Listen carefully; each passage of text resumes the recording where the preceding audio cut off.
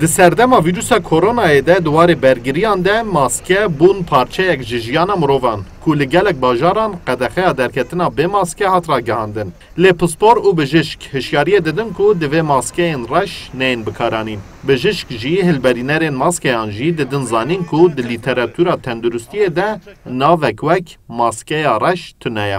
Bijîşk amaje dikin ku bikaranîna maskeya reş di heman demê de dibe sedema nexweşiyan jî. Dermatolog bijîşk Hamza Aktaş dide zanîn ku maskeya reş dikare bibe sedema peydabûna nexweşiya dermatit, ango bîrovê.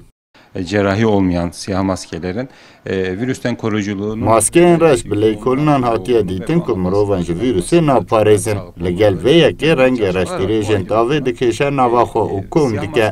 Di vê yekê rû xweh dide. Dema ku xweh bide jî rêve dike ku kaşe li çermê rû rabe. Di encamê da jî nexweşiya bi navê dermatit, ango bîrov derdikeve holê. Em dibêjin bila maskeyên reş neyên bikaranîn.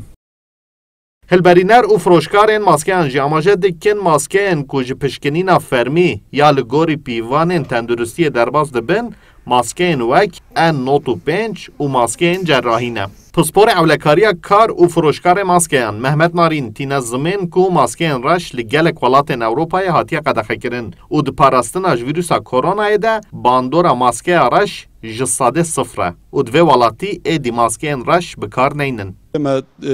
Her daim digot yani maske reş kumaşı ku ne standart yani standart ki van tune o inca lukudere kijan karga teşekkürün emviji nizanın. Yani tu evrak ki van kayde van standart van tune yani. Pispor dibêjin li gel maskeyên reş di heman demê de maskeyên sixte jî dikevin bazarê û di vê welatî haydar bin û balê dikêşin ku maskeyên orjînal ên rastî ji sê tebeqeyan pêk tên û parastina ji vîrusê de ji sadê 95 bibandorin. Lê maskeyên sixte tenê ji yek tebeqeyê pêk tên û di parastina ji vîrusê de nebibandorin. Mahir Yüksel, Kurdistan 24, Diyarbakır.